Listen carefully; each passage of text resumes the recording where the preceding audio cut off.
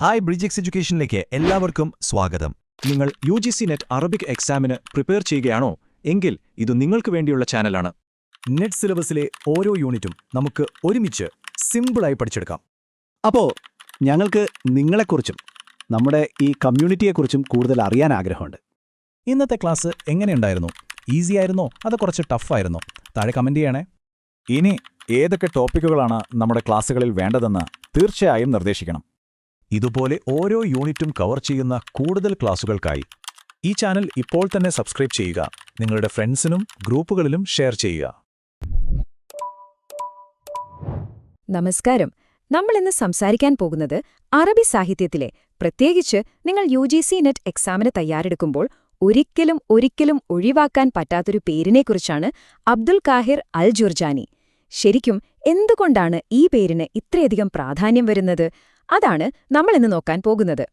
അപ്പം നമ്മുടെയെല്ലാം മനസ്സിലുള്ള ഒരു പ്രധാന ചോദ്യം ഇതാണ്: അറബി അലങ്കാരശാസ്ത്രത്തെക്കുറിച്ച്, അതായത് ബലാഗയെക്കുറിച്ച് നമ്മൾ എപ്പോൾ സംസാരിച്ചാലും എന്തുകൊണ്ടാണ് എല്ലാ വഴികളും അവസാനം അൽ ജുർജാനി എന്ന ഒരൊറ്റ പണ്ഡിതനിലേക്ക് മാത്രം എത്തുന്നത്?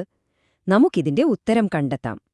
അപ്പോ ഇത്രയും വലിയൊരു പൈതൃകത്തിന് പിന്നിലുള്ള ആ മനുഷ്യൻ ആരാണെന്ന് നമുക്ക് ആദ്യം മനസ്സിലാക്കാം. അദ്ദേഹത്തിന്റെ ജീവിതത്തിൽ നിന്ന് തന്നെ തുടങ്ങാം. ആരായിരുന്നു ഈ അൽ ജുർജാനി? അദ്ദേഹത്തിന്റെ മുഴുവൻ പേര് നോക്കൂ: അബൂബക്കർ അബ്ദുൽ കാഹിർ ഇബ്നു അബ്ദുറഹ്മാൻ അൽ ജുർജാനി.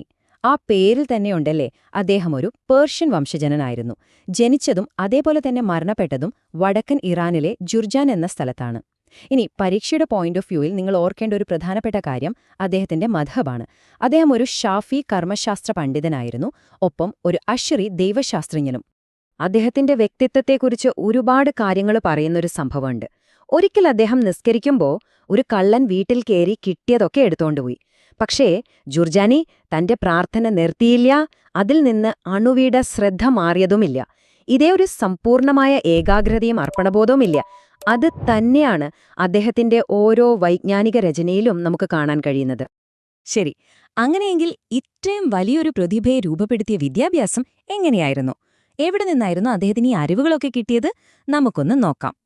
അദ്ദേഹം അക്കാലത്തെ മികച്ച ഗുരുക്കന്മാരിൽ നിന്ന് വ്യാകരണവും സാഹിത്യവുമൊക്കെ പഠിച്ചു, ശരിയാണ്. പക്ഷേ അതിനേക്കാളും ഉപരിയായിട്ട് സിബവൈഹി അൽ ജാഹിൽ പോലെയുള്ള പണ്ടേ കഴിഞ്ഞുപോയ പണ്ഡിതന്മാരുടെ ആശയങ്ങളായിരുന്നു അദ്ദേഹത്തിന്റെ ചിന്തയുടെ അടിത്തറ. ആ ഭീമന്മാരുടെ തോളിൽ നിന്നുകൊണ്ടാണ് അദ്ദേഹം പുതിയൊരു ലോകം കെട്ടിപ്പടുത്തത് എന്ന് തന്നെ പറയാം.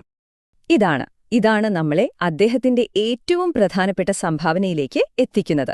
ഇന്ന് നമ്മൾ അദ്ദേഹത്തെ പഠിക്കുന്നതിന്റെ യഥാർത്ഥ കാരണം തന്നെ ഇതാണ് ഏറ്റവും നിർണായകമായ പോയിന്റ്.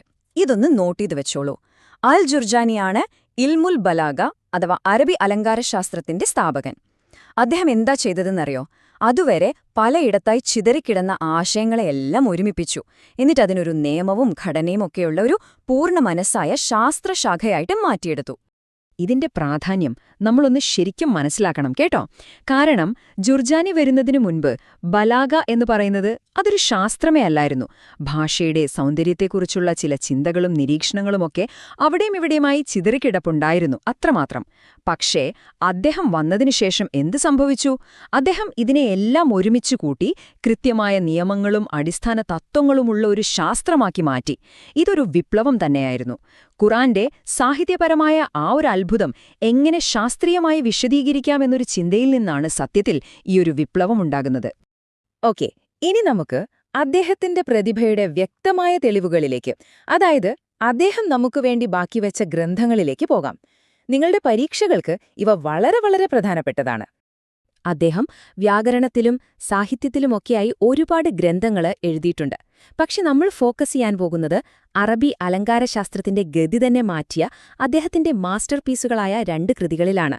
ഏതൊക്കെയാണവ? അസ്റാറുൽ ബലാഗ, പിന്നെ ദലായിലുൽ ഇജാസ്. ആദ്യത്തേത് അസ്റാറുൽ ബലാഗ. ഇത് ഇൽമുൽ ബയാൻ എന്ന ശാഖയുടെ അടിസ്ഥാന ഗ്രന്ഥമാണ്. എന്താണ് ഇൽമുൽ ബയാൻ? ലളിതമായി പറഞ്ഞാൽ ഒരേ ആശയം തന്നെ പല രീതിയിൽ എങ്ങനെ മനോഹരമായി അവതരിപ്പിക്കാം എന്നാണ് ഈ ശാഖ പഠിപ്പിക്കുന്നത്. ഇതിനകത്ത് ഉപമ, തഷ്ബീഹ്, അലങ്കാരം, മജാസ്, പിന്നെ ഗൂഢാർത്ഥ പ്രയോഗം, കിനായ എന്നിവയെക്കുറിച്ചുള്ള വളരെ ആഴത്തിലുള്ള പഠനമാണ് അദ്ദേഹം നടത്തുന്നത്. ഇനി രണ്ടാമത്തേത് ദലായിലുൽ ഇജാസ്. ഇത് ഇൽമുൽ മആനിയുടെ അടിസ്ഥാന ഗ്രന്ഥമാണ്. ഇവിടെ വാക്കുകളുടെ അർത്ഥത്തിനപ്പുറത്തേക്ക് അവയുടെ ക്രമീകരണത്തിനാണ്, അവയുടെ പ്ലേസ്മെന്റിനാണ് പ്രാധാന്യം. അതായത് വാക്കുകൾ എങ്ങനെ ശരിയായ സ്ഥാനത്ത് വെക്കുമ്പോഴാണ് കൃത്യവും ശക്തവുമായ ഒരു ആശയം ഉണ്ടാകുന്നത് എന്ന് അദ്ദേഹം വിശദീകരിക്കുന്നു. ഇതാണ് അദ്ദേഹത്തിന്റെ ഏറ്റവും പ്രശസ്തമായ നസ്മ സിദ്ധാന്തത്തിന്റെ കാതൽ. അപ്പോ 1000 വർഷങ്ങൾക്കിപ്പുറം UGC നെറ്റ് പരീക്ഷയ്ക്ക് തയ്യാറെടുക്കുന്ന നിങ്ങളെ സംബന്ധിച്ചിടത്തോളം എന്തുകൊണ്ടാണ് ജുർജാനി ഇത്രയും പ്രധാനപ്പെട്ട ഒരാളായി മാറുന്നത്? ഉത്തരം വളരെ ലളിതമാണ്. അറബി അലങ്കാരശാസ്ത്രത്തെക്കുറിച്ച് ഇന്ന് നടക്കുന്ന എല്ലാ പഠനങ്ങളും, എല്ലാ ഗവേഷണങ്ങളും, നിങ്ങൾ വായിക്കുന്ന എല്ലാ പുസ്തകങ്ങളും അവസാനം ചെന്നെത്തുന്നത് 1000 വർഷം മുൻപ് ജുർജാനിയിട്ട ആ അടിത്തറയിലേക്കാണ്. ചുരുക്കിപ്പറഞ്ഞാൽ, അദ്ദേഹമില്ലാതെ ആധുനിക ബലാഗ ഇല്ല. ഇത് അദ്ദേഹത്തിന്റെ സംഭാവനയെ വളരെ സിമ്പിളായി സംഗ്രഹിക്കുന്നുണ്ട്. ഒന്നാമത്തെ സ്റ്റെപ്പ്, അദ്ദേഹം ഇൽമുൽ ബയാൻ സ്ഥാപിച്ചു. രണ്ടാമത്തെ സ്റ്റെപ്പ്, ഇൽമുൽ മആനി സ്ഥാപിച്ചു. ഈ 2 തൂണുകളും ഉറപ്പിച്ചതോടെ ഇൽമുൽ ബലാഗ എന്ന വലിയ കെട്ടിടത്തിന്റെ നിർമ്മാണം പൂർത്തിയായി. ഇത് ഓർത്തുവെക്കാൻ വളരെ എളുപ്പമുള്ള ഒരു പോയിന്റാണല്ലേ? അപ്പോൾ നമുക്ക് ഈ ഒരു ചോദ്യത്തോടെ അവസാനിപ്പിക്കാം. 1000 വർഷങ്ങൾ കഴിഞ്ഞിട്ടും ജുർജാനിയുടെ ആശയങ്ങൾ എങ്ങനെയാണ് ഇപ്പോഴും ഭാഷയെക്കുറിച്ചുള്ള, പ്രത്യേകിച്ചും ഖുർആന്റെ സാഹിത്യപരമായ അത്ഭുതങ്ങളെക്കുറിച്ചുള്ള നമ്മുടെയൊക്കെ ധാരണയെ രൂപപ്പെടുത്തിക്കൊണ്ടിരിക്കുന്നത്? ഇതിനെക്കുറിച്ചൊന്ന് ചിന്തിച്ചു നോക്കൂ. അദ്ദേഹത്തിന്റെ ലോകത്തേക്ക് കൂടുതൽ ആഴത്തിൽ ഇറങ്ങിച്ചെല്ലാൻ ഇത് നിങ്ങളെ സഹായിക്കുമെന്ന് കരുതുന്നു. നന്ദി. അപ്പോ നമ്മൾ പ്രധാന കാര്യങ്ങളൊക്കെ പറഞ്ഞു കഴിഞ്ഞു. ഇനി അടുത്ത സ്റ്റെപ്പ് എന്താണെന്ന് നോക്കിയാലോ? ഈ വിഷയത്തിലെ മെയിൻ പോയിന്റ്സ് ഒക്കെ നിങ്ങൾക്ക് ക്ലിയർ ആയിട്ടുണ്ടാകും, അല്ലേ? അപ്പോ ഏറ്റവും പ്രധാനപ്പെട്ട ചോദ്യം ഇതാണ്: ഇനി എങ്ങനെ പഠനം മുന്നോട്ട് കൊണ്ടുപോകും? നിങ്ങളുടെ പഠനത്തിന് ഒരു മുതൽക്കൂട്ടാകാൻ പറ്റിയ ഒരു വഴിയുണ്ട്.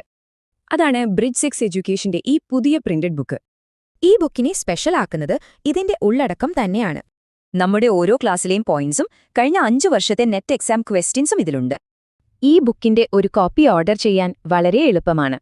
ഓർഡർ ചെയ്യാൻ താഴെ കമന്റ് ബോക്സിൽ നിങ്ങളുടെ ഫോൺ നമ്പറും അഡ്രസ്സും കൊടുത്താൽ മതി. നിങ്ങളുടെ വിജയത്തിലേക്കുള്ള യാത്രയിലെ ഈ പുസ്തകം ഒരു വലിയ സഹായമാകട്ടെ.